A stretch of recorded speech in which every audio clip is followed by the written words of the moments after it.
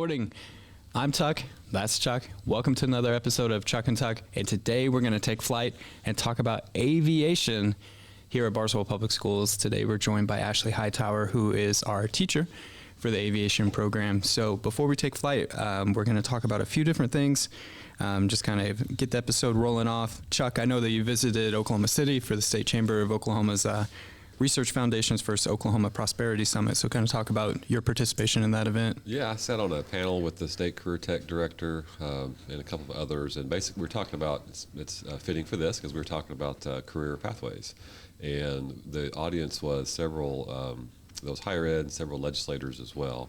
And the Chamber is really focusing on kind of helping doing what they can to promote legislation to improve the future workforce. And so obviously with this is a great example of that with aviation, which I don't want to steal any of Ashlee's thunder, but yeah, it was which is, you know, it takes time to do those things, and it's always an honor to get asked to kind of share our story. Mm-hmm. But it also is reinforces me to think about all the great things we've been able to offer with our kids, and to really brag, because it's when you step back away from it and are able to talk about the number of kids that are in the programs that we have, ranging from, you know, obviously with the expansion of our ag, our aviation, our construction, and the job that you're doing, Anthony, with our internship program and all those different pathways. It's really something. Sometimes when you're in the middle of it, it's hard to see it, but it was fun to be there and to kind of share our story.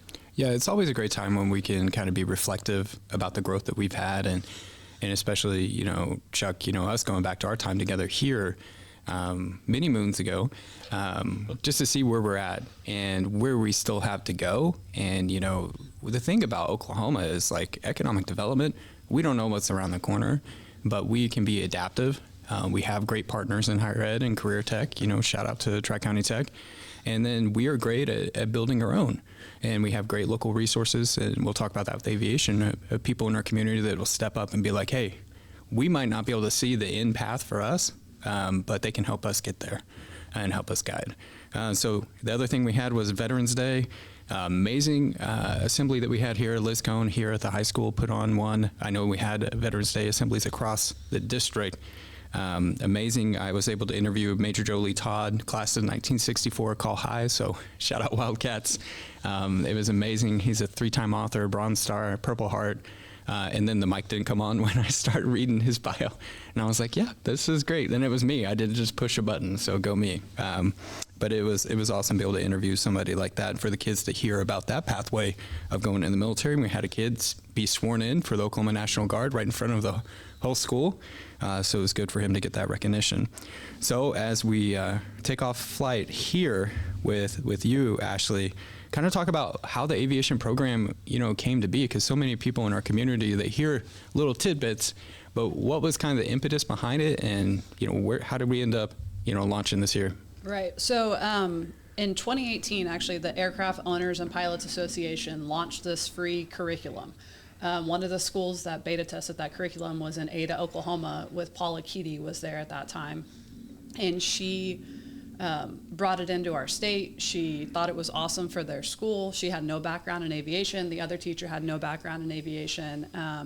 They brought it into the school. They brought it into the state. And then Paula just started for the state, working and driving around and trying to get people to start this aviation program. And I think they presented it to LaDonna Chancellor in 2020, mm-hmm. and it was just, with COVID and coming out of that, was too late. And in the fall of 2021, LaDonna came up to me after I walked out of AP government class and was like, hey, we're starting this aviation program. All your curriculum's written for you, everything you need. You go to all this training. Would you be interested in doing that? And I kind of laughed, and I was like, wait, me? She was like, yeah. You know, you have great relationships with kids, like, let's see what we can make happen. And from there, it just kind of snowballed. We started in 2022 school year with 3 sections of Aviation 1. We opened that up to freshmen through seniors to try to build the program. Mm-hmm.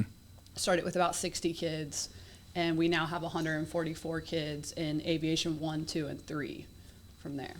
You know, Tuck, I've got just a quick backstory, just in case everybody didn't know that, the history.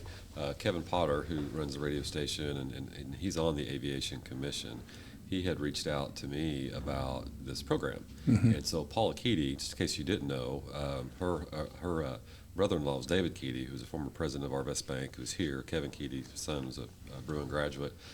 So Kevin kind of arranged a meeting, and so we had, some Ladonna Chancellor and Dr. Curtis and some others to really get it kicked off. And so once they explained it to us, and then, then it really, we're like, yeah, that sounds like a great idea. But then it really comes down to, Ladonna Chancellor was high school principal, and like every quality program, whatever it is, it all comes down to hiring or having the best person in place, the best teacher, the best leader, whether it's in any activity, and because kids know, and I want Ashlee to talk some more about obviously the program and the training that goes along with it. I know she's getting ready to go to a conference here probably this weekend.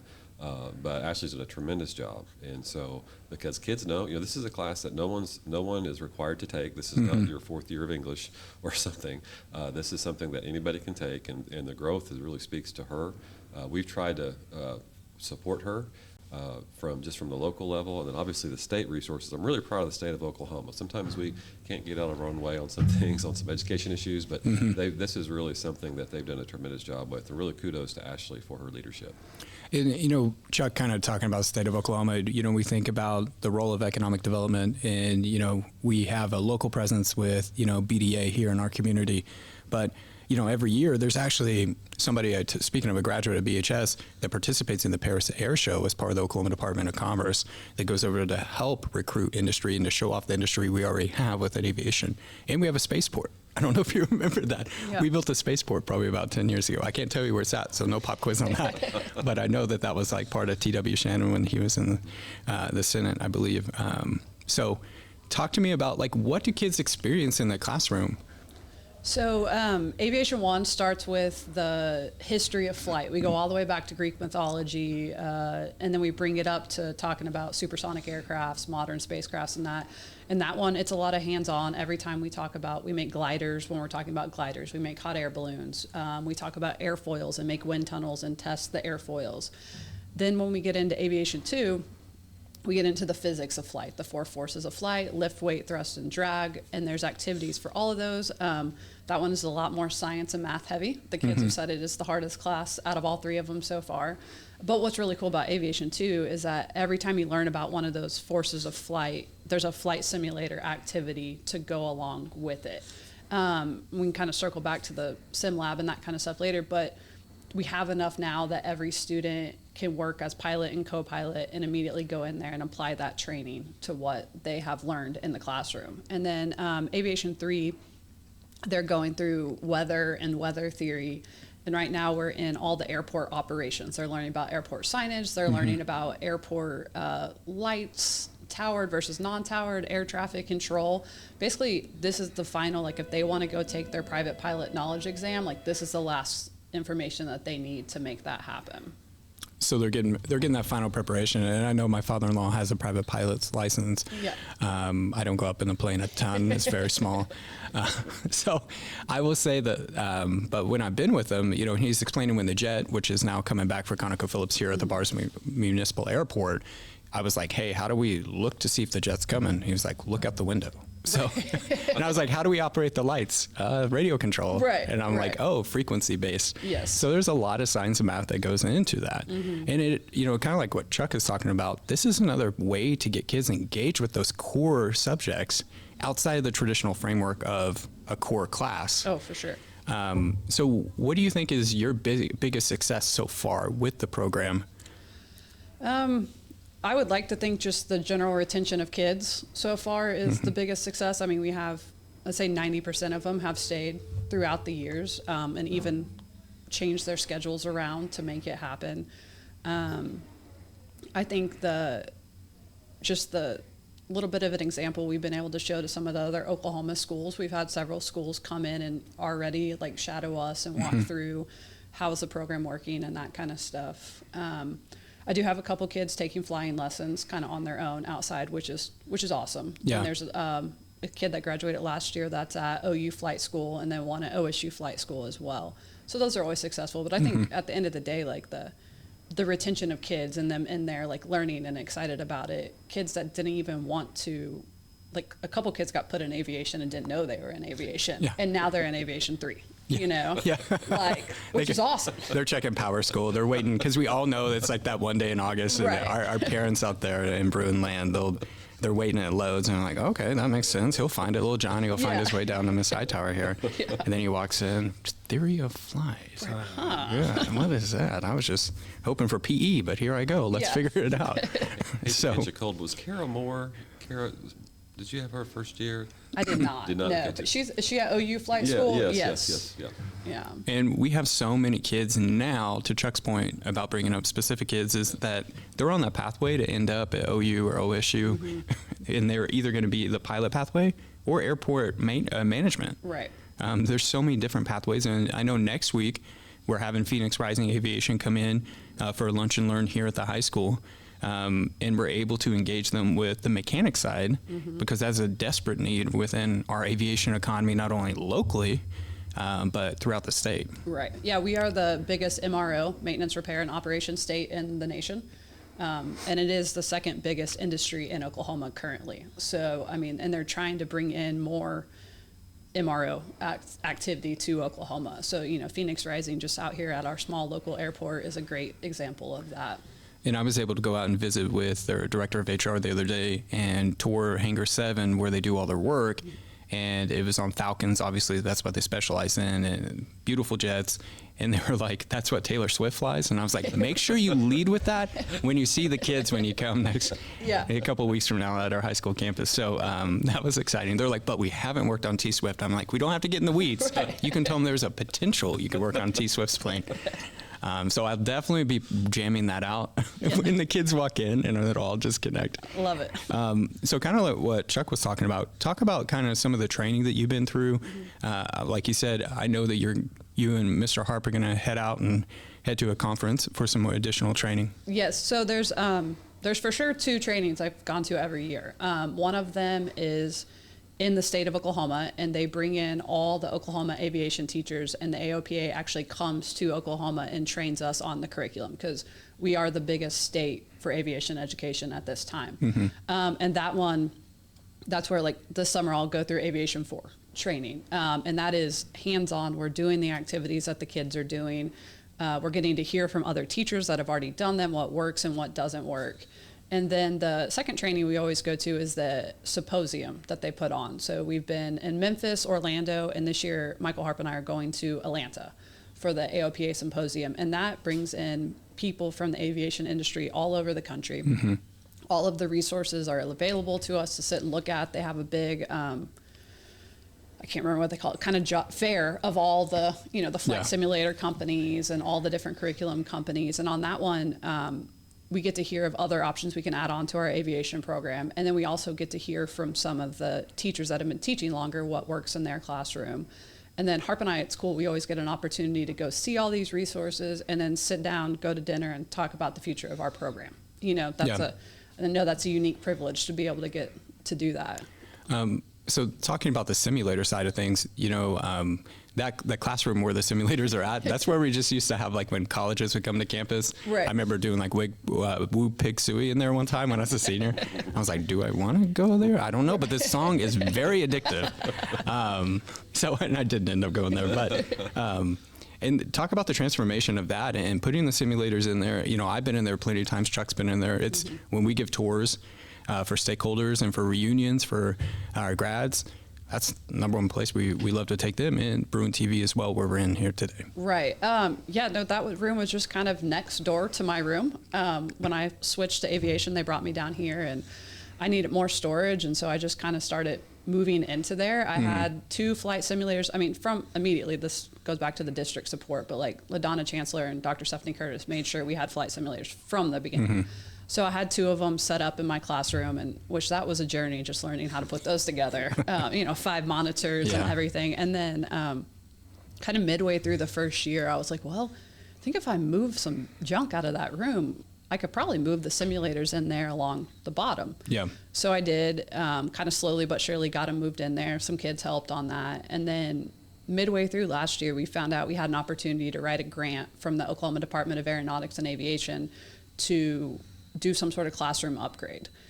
And so I sat in there and I was like, okay, we have choir risers. For people that haven't seen it, they're 3-foot long wide choir risers. I was like, I think if we built those out to 6 foot, you could put simulators on them all the way up. Yeah. And so sketched up an idea, wrote up the grant. Michael Harp and I went and spoke at an Oklahoma Aeronautics Commission meeting about the needs. And we won the grant and immediately got with Caleb Rovenstein and Sodexo and got it all put together over the summer. And it's been a game changer to have that many in there and just see the kids fly and learn and also have fun with them too on advisory.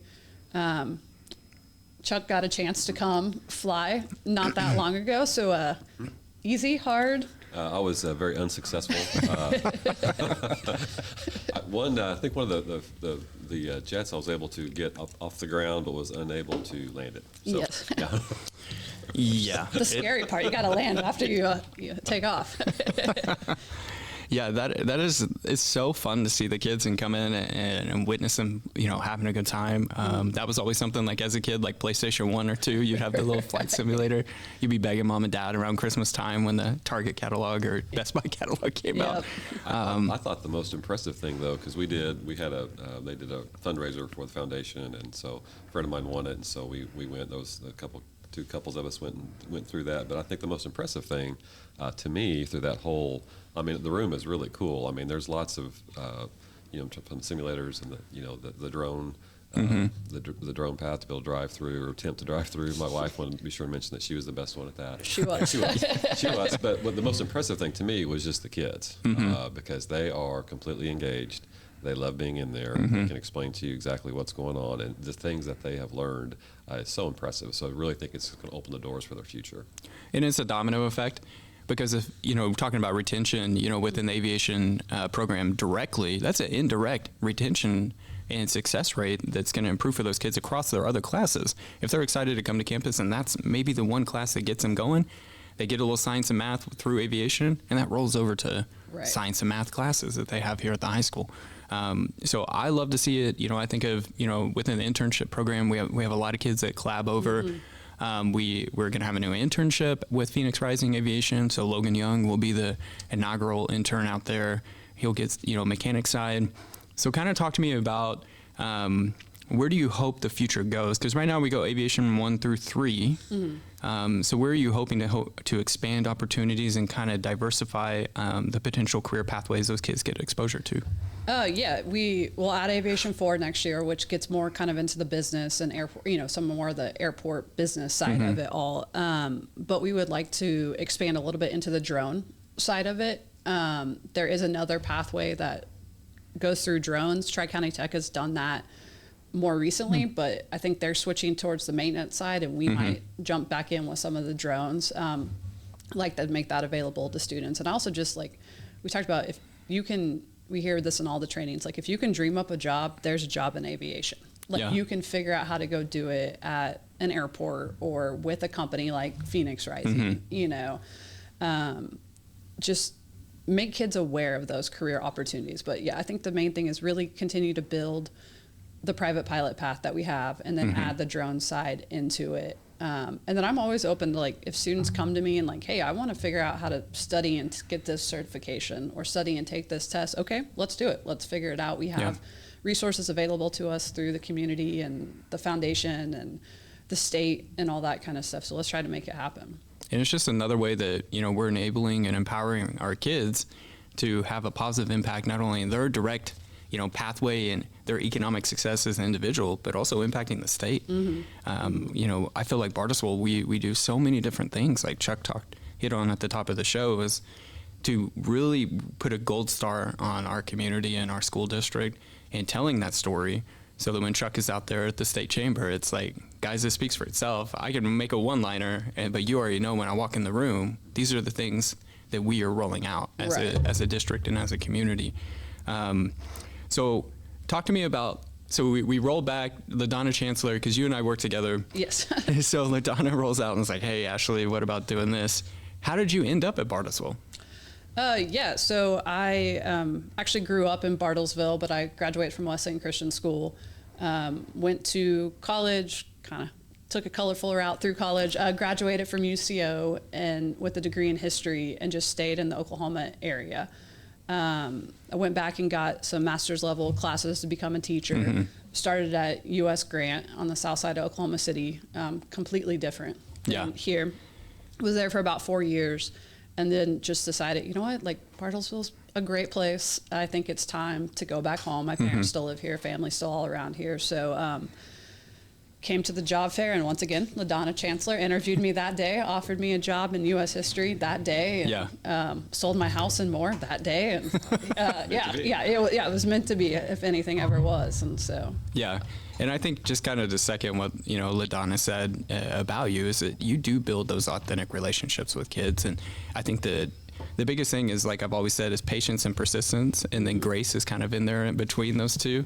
And you definitely have that, because with aviation, they're crossing a bridge they've never seen, and content they're not comfortable with at the moment, and to get them to Aviation 3, that takes a lot of love and care. And I've seen you guys, you're like with the homecoming parade. That was awesome. I saw you guys like building it out, and I was like, okay, I'm going to leave you alone right now. I'll see you later at the parade. You guys got it. Stressful moment right when you walked in that day. Everything was falling apart. I was like, you got it. Love you guys. Bye-bye. So it came together. And then also your sister is also a teacher. She is, yes. So she's a first grade teacher at Hoover Elementary School. She's in her second year there. Absolutely loves it. In fact, we actually got to take our kids over last year. I took aviation, some of the older kids over, and we did a lesson for the first graders at Hoover. And we taught them about the basics of airplanes and compared it to a fish and a bird. And then we had gliders, and we had them throwing gliders and that kind of stuff. And hoping to get to do that again this year and expand it into a few more elementary schools as well. Yeah, I love when we're able to bring that content down to the kids at lower levels to get them excited. Also, elementary school teachers, they got their stuff together. Oh, yeah. They always have like matching themes. Oh, Jamie's so much more organized on that than I am. We roll in, we're like, all right, well, what do we got to do today? I had to go borrow stuff from her to get ready for the flight simulator party, actually. Yes. They just whip out, like, if you guys remember, like Barney, the big purple dinosaur. Wesley's like, what are you talking about? But like, he would just have that magical bag. That's how I envision when I go visit elementary sites within our district. I'm like, everybody's just got a magical bag. Hey, listen, taco episode was the best one when we just pulled out like fajitas and stuff. Still lives rent free in my head. So joining us today on Chuckatuck, we've got Wesley Summers. So Wesley, you're in aviation. Kind of talk about the reason why you took that program and where you hope to go after high school. Mainly joined it. I've just always had a big passion in the aviation industry. I've always had a love for aircraft. I've wanted to learn more. I've wanted to, this recent few years, I've wanted to pursue a path in the mechanics side of things. Wanted to go to, at the moment, it's probably going to be Spartan Aeronautics College to get my A&P license, so I can work on mainly the engines is what I'm wanting to do. And that's a great pathway, like we've been talking about all episode. And my little girl, my toddler, loves airplanes, so that's always an easy trip. We just go to the Tulsa Air and Space Museum, and they have a playground outside by the runway now, and we just watch them take off. So that's a good way to blow like 2 hours with a toddler. So, so with Spartan, where do you hope to? Do you hope to come back home, maybe get a job here, or do you hope to be somewhere else? I'm thinking of, I think it's American Airlines has a place there in Tulsa. If possible, probably try to get on there. If not, if I have to move out, I don't know, I haven't thought that far ahead yet. Yeah, there's so many great options within Oklahoma that you'll be prepared, and especially going to Spartan. And I know that, speaking of Phoenix Rising Aviation out at the airport that we talked about this episode so far, they're helping people kind of level up. They can come with no certifications, go out, get that certification, and then they just kind of level them up within their organization. And there's plenty of organizations that do that. I think of VSE Aviation up in Independence. I know that they, in the past, earlier this year, they were running a shuttle from Bartlesville to get people up to their place at the Independence Airport there in Kansas. So there's a lot of great pathways. So have you gone to BHS your entire high school career? Yep. Yeah. What are some other things that you like to do at BHS? I put you on the spot. I don't know. I mean, I'm enjoying physics at the moment. That's a fun class. other than that, it's mainly just hang out with buddies. Yeah. And, physics, aviation, they all kind of go together. And, it's definitely an opportunity that we're blessed to have for kids like you, Wesley, and, going the mechanics route or potentially going pilot route for some people. So thanks for kind of sharing your story today. And we're glad to have you in the program. And it's why we all do what we do, is to impact kids like you and future generations of Bruins. So Chuck, kind of thinking about shout outs around the district. I know obviously shout out Ashlee, like she's doing awesome within aviation. Is there anything else you want to bring up for today? No, I think kind of focus on aviation is a good thing. I think, with my, I did want to share being at that conference this week, speaking with the state chamber, and just really proud of Bartlesville, really thankful for Ashlee and her work. And this is exactly, from the district level is what we want to do. We want to hire a great person in a program and just support her. Mm-hmm. We talked about the future of the program, and I'm so glad that her and Mr. Harp are going to the symposium. We want them to get out of Oklahoma and see what's out there. Mm-hmm. There's lots of resources in Oklahoma, and just really provide and bring that back. And then, because who would have thought, just like the room we're in, this broadcasting room, the aviation room, just a few years ago, we didn't have any of these things. Yeah. Just working within what we have, Caleb Rovenstein, everybody just working together to make it happen for our kids. So really just proud of the program and can't wait to see what happens in the future. Yeah, and it is so big for our community and our kids. And Ashlee, thanks for joining us today. You get to see U.S. Grant. Speaking of him, we see them about every 2 years in football when the districts, them and Capitol Hill, kind of rotate between the two.